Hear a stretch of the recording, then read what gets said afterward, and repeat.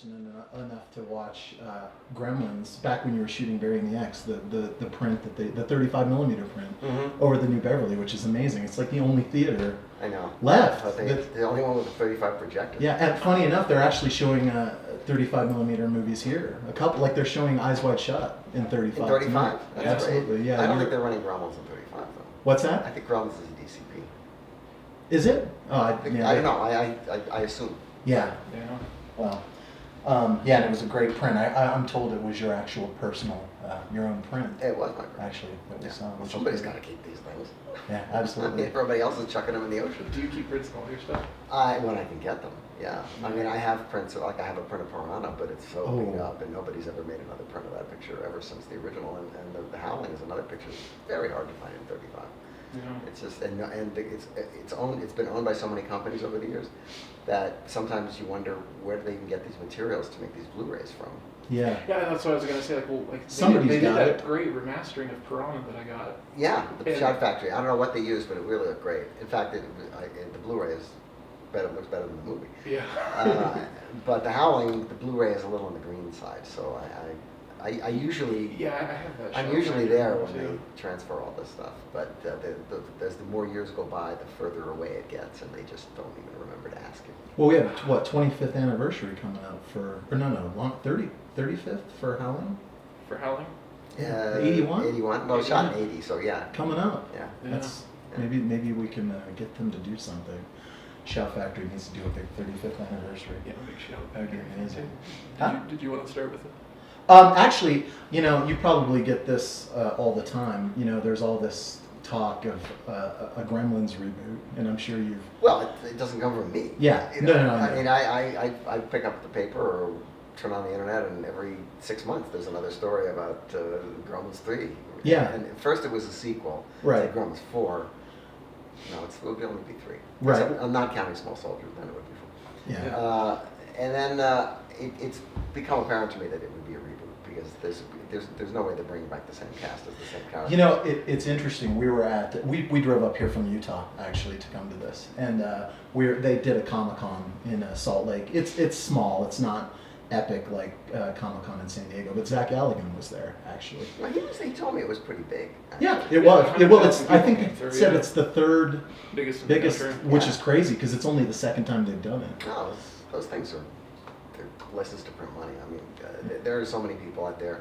When I was a kid, until Famous Monsters magazine appeared, all the kids who liked this kind of stuff thought they were alone. Yeah. If they had one friend who liked that kind of stuff, maybe, I tried to get their little brother to go. But for the most part, it was like you just thought they made these movies for you. And then Yeah. when this magazine came out, it was apparent that people were writing letters to it. It was like, wait a minute, there must be more people There's a like market. me. Yeah. Well, now, that ethos has now become the Comic-Con phenomenon, It's chic which to started be out as geek. comic books, and now it's become this corporate event. Yeah, it's crazy. Well, Zach was, he was kind of, he didn't really talk a whole lot about Gremlins, just same thing, hearing whispers, reading about it in the papers. And he actually mentioned that he thought he might have some sort of a small role on, but that could be anything, that could be a cameo, playing. Well, they tend to do that when they remake Which movies. I just, quite frankly, and I know I speak for Jeff as well, I just can't imagine a Gremlins movie without you. Yeah. Like, your spirit is... Apparently they can. I don't understand They certainly it. tried to for the sequel. They Yeah. tried to make it without me. And for what It it's didn't work. worth, I adore the sequel. I love how you had fun. I with- like the sequel very much. The studio people were not crazy about the Right. sequel. Hey, guess what? Leonard Maltin liked it. Well, but he hated the first one. Yeah. I know. So good on you for giving him a little cameo in the second one. But certainly we cross our fingers that you'll get a call from Warner Brothers out of the blue saying, "Hey, Well, come back." Out of the blue is what it would be. Yeah. Well, and all this talk of doing going the CG route, which it's just the norm now. Unfortunately, I mean, I don't want to say unfortunately. It's not. It's all about story. It's a very hard movie to find a reason to remake because there's really no reason to remake it. I There was agree. no reason to remake RoboCop. I mean, There was no reason there was to no remake reason it. to remake RoboCop, and as it turned out, people said there was also no reason to see another RoboCop. So That didn't turn out. But that's not going to stop them. They're Yeah. going to remake everything that anybody ever heard of. Well, there's no reason to remake Psycho either, and Gus Van Sant had no problem. His own head, he thought there was a reason. Yeah, But well, it's an obscure interesting to experiment. me. On Trailers from Hell, if you go, Yeah. we have somebody talking about the Gus Van Sant Psycho who likes it. Yeah. And there are all these reasons proffered as to why this was a worthwhile endeavor. I don't buy any of them, but you know. Well, actually, we're glad you brought up Trailers from Hell because we definitely we're huge fans. Yeah. We love it. We're big fans, particularly the Larry Cohen. Larry Cohen, correct. Commentaries. Larry's great. Yeah. Larry's very elusive. He hasn't done any for us in a couple of years. Yeah, the Q one's classic. Always trying to find him. You know. Yeah. I mean, he's like and Larry doesn't have a phone. I mean, he has a phone, but he never answers it. Yeah. He's got an email, and it's really his wife's email, and she never answers it. So it's really hard to get in touch with Larry sometimes. But he's always going somewhere. So he's making something else and jetting somewhere else and writing something else. I mean, he's an amazing guy. Yeah. It sounds a lot like Bill Murray. Bill Murray pulls the same thing. Yeah. He doesn't even have We like, like, an we agent. like or anything. Alan Spencer, correct. us Oh, up. Oh, he's great too. Yeah. Yeah. And I saw you a few years back when you were at Comic-Con, when Warner Brothers was doing the whole, and you were doing a presentation on that. I remember you being really excited to see the show, and it was too bad how it kind of went It's down. just too bad how it never came out. Yeah, exactly. and then I saw it, and I thought it was fantastic. And, It was. My whole family was over, like my little sister, my little nephew, even like everyone could watch it, because it wasn't. No, it's a retro 80s. It's an 80s. It was okay for the family. I remember even saying that there. It's a perfect horror movie for kids. And- It's great. And I loved it, and that is such a shame that it didn't get any more of an attention there. It And hasn't even been on cable. It's never been on a cable. It's crazy. It station. makes no sense. critics liked it. No, Yeah. it's not a bad movie. And I thought it was a commercial movie, and it was overseas, but it wasn't him. Yeah. And it was great my- seeing Bruce Dern in there. It's my unknown movie. Yeah. It's the one that You- nobody ever mentions when they talk about Oh, it. we do all the time. You joked with me actually on when you were doing Burying the X. I told you that I saw it, and you said you're the one, which I'm sure you tell a lot of people. But we loved it. It's great. I've shown it to my about kids. a lot of movies. Yeah, absolutely. Yeah, the Bruce Dern thing, because the movie of yours that really strikes a chord with me and like everyone in my family is The Burbs. The Burbs is an amazing phenomenon. When it came out, it got the worst reviews since Mein Kampf. I've heard that. I And didn't yet, see it. every time I go to the dentist, the receptionist would say, "Oh, you did The Burbs." I'd say, "We love that movie." Yeah. You know, I mean, it was a very popular movie in a populist sense, it's there are websites devoted to it. There are people who have screenings of it and talk back to the screen. It's like Rocky Horror. I mean, it's really astonishing. It is the thing about it. It's probably one of the most quoted movies that I go to in my arsenal. Like every line of that movie is hilarious. It's really amazing. The Rumsfeld. And, oh my gosh. It's true. Bruce Dern deserved an Oscar for that movie. Is all Yeah. I'm saying. Oh. He came close to Nebraska. He came very close. He'll get it one. He'll I get it. know that guy. Yeah, and for me, obviously, I'm really fond of Explorers, but for me, it's Inner Space, which is another one. It's like I'm sure that must have been near impossible to market that movie. I know it was an issue. The problem was that, frankly, the title is not very good. Yeah. And there was a ride at Disneyland. I remember Adventures Through Inner Space. Ride. I cried the day Which before was I read the that. same title, which I thought was a mistake. Even though I Yeah. think by then the ride may have been gone. It was gone. But the real mistake they made was, and they liked the movie when they saw it, the real mistake they made was they didn't market it as a comedy. They marketed it as a sort of a hardware movie. So the ad was this giant thumb with this little tiny pod on it, which looked like a speck of dirt. Mm-hmm. And then no pictures of the cast. And just Steven Spielberg presents Inner Space. Like, Yeah. okay, just stand back and watch the money come in. Yeah. Well, the crickets were chirping. I mean, nobody went. And then they actually, to their credit, because they liked the movie, they actually did a second campaign, which was a cartoon picture of Marty Short with like Dennis Quaid coming out of his nose or I something. remember that. And that was, and silly lettering, and that didn't work either. But what's funny about that movie and all the movies that I did around that time that didn't make money, is that nobody remembers that because they all became popular on home video. Yep. When home video came in, it erased the box office record of all these movies that had been disappointments because there was a huge audience of kids waiting to see these movies who had never gone to see them in the theaters because they didn't play that long, or their parents didn't take them, or they didn't know about them, or whatever. Mhm. And then all of a sudden they were very popular on VHS. And that turned some of these pictures, and The Burbs is a great example, into classics, because these are the movies, all these 80s movies that you know were just so theatrically, were actually huge on video.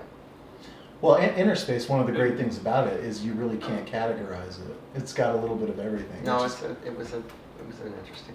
Yeah, I mean, it's action, it's comedy, it's romance, it's sci-fi, it's got it all. It's just the a special balance. effects are still pretty good. Oh, Yeah. they're not. It's holds up. It's Well, great. Even it's all your stuff. It's because of like the practical stuff. Like Gremlins holds up just fine. You know, they're real. That's why. We were about a year ago in Bob and Kathy Burns' basement, and they had you know a lot of your Gremlins. The big gizmo head. Yeah, the gizmo and the convertible and the cage and everything.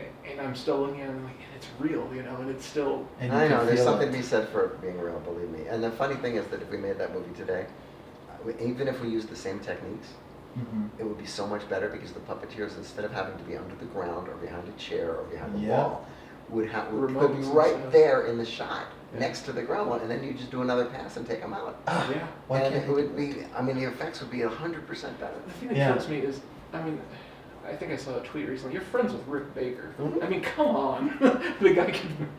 You and him, Gremlins. Yeah, you guys, you so upped the game with the second movie. Like in terms Well, of the technology, right? To be fair, Yeah. the technology had improved immensely. It really I mean, did. We did things in the second movie we couldn't even imagine doing in the first. Yeah. Having them talk, Yeah. it was impossible to do in the first movie. Yeah. And in the second movie, you know, we actually had Gizmo dancing and walking around. The first movie, we had to put him in a backpack. Right. Because, you know, when Steven decided suddenly that he wanted Gizmo to be the star of the movie, which was the decision that I think made the movie a classic, we were completely unprepared technically to do that, because he was supposed to turn into the bad gremlin in the third reel. Right. And now all of a sudden he's going to hang around the whole movie, and he's going to like be the hero's sidekick. And so we had to build all these big props, and we had to figure out ways to do stuff as well. The only way he's going to get anywhere is if the kid carries him around in his backpack. Yeah. So we could do an oversized backpack with an oversized head. And, you know, we managed to make it work. But by the time we got to the second one, I mean, it was so much easier to do the stuff that we did, especially considering that we had 3 times the money that they gave us for the first one. Right. And so that was just, the first one was very, very difficult to make, and a kind of, I can imagine. It was almost nightmarish in its complexity, because it was such a low-budget movie, and the studio kind of was making it as a favor for Steven, because it was his first Amblin picture, Right. but they had no expectations whatsoever for it, and so we really had no support. And so everything was like pulling teeth to do everything. Whereas the second one, it was like, sure, guys, whatever you want. Here's the vault. Just go and take the money and spend it. Yeah. And plus, they had said that because they needed the picture and they didn't know who else could make it, that we could do whatever we wanted. Right. So we did whatever we wanted, and they scratched their heads again like they did the first time. And unfortunately, it didn't do as well, because they waited 5 years and they moved the release date, and there's a million reasons. But for me, it was obviously a very satisfying movie, because it was entirely mine. Whereas the first movie was me subverting the material that somebody else came up with. Yeah. Yeah. Well, while we're on the topic of, you being fond of that particular experience, obviously movies for you, it's like kids. I'm sure you love everyone equally and unconditionally. But do you have? That's not true. Oh well, great. Do you have a filmmaking experience in particular that you're most fond of? Oh, fond of? Yeah. I really loved making Interspace, because the cast was That's hilarious. good to hear. I mean, it was so fun to go to work every day. That is great. And that's true to an extent on the Burbs, because on the Burbs we had to, because it was a writer's strike, we decided we would shoot it in sequence. So because the cast was very bright, and if they did improvs, we thought we could, then go somewhere with the story with those improvs instead of having them be out off topic, as they often are. And so that was kind of a great, fun experience. And no one else in town was working because of the strike. We were like the only picture shooting that summer at Universal. And that I really enjoyed making that. I enjoyed making Matinee.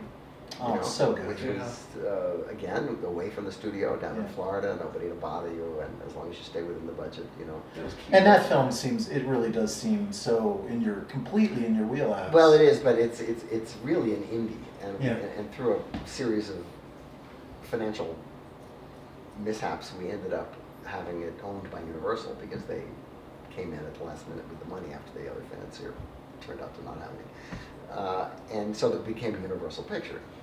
Whereas it was really more of a Miramax kind of picture. It was really not the kind of movie that you're supposed to open in a zillion theaters all at once. But it was supposed to be a movie where you open in a few theaters, then people see it through word of mouth, and you build a little bit. So instead, they just threw it out there, and it just in January, which is where old movies go to die. Right. And it didn't do much. But again, on VHS, It caught on. It caught on, and now it's quite, it's got a reputation. It's Oh, yeah. fabulous. And going further back, we have to talk to you about Roger Corman. Roger Corman. Just in general, because that's I'm only one of many people who Yeah. would be here if it weren't for Roger. yeah. But again, you talk about talking to people whose movies you loved. I mean, I went to see Roger's pictures when I was a kid, and I saw Dick Miller in those movies, and and here I was, a dream come true, getting to make my first movie for no money for Roger Corman with Dick Miller in it, and Yeah. it was very, very few of us were not cognizant of what a break we were getting, and where else would we be getting it, because nobody knew anything. Yeah. What was the Dick Miller performance? Was it Bucket of Blood? Of course it was Bucket of Blood, but I had seen him before in other pictures, and Yeah. and he was always turning up in the Wild Angels or the Trip, or he was always there, and it was just like always a fun guy to watch. And so when I got him in my first movie and we got along, I was like, okay, this guy's gonna be in all my movies. Yeah. Is he? Are you at liberty to say whether or not he'll be in Burying the Axe? I'm at liberty to say you won't be disappointed. But he just had a documentary come out too. That guy. Yeah, have you seen that? I liked it on Facebook, so I've been following it. It played South by Southwest. Right, which I I don't think was like, anybody's said. I I don't think it's been wasn't able to, reviewed yeah. either, has it? Not yet. I haven't I'd love seen to see anything it on though, it. because Yeah. No, I've seen the trailer. That's all I've seen. yeah, that's all I've seen. Yeah. Oh, we yeah. want to see that. What about the Man with the Kaleidoscope Eyes? Is this still in the cards? Still trying to get the money. We Yeah. almost made it a couple of years ago. We almost had it, and it didn't.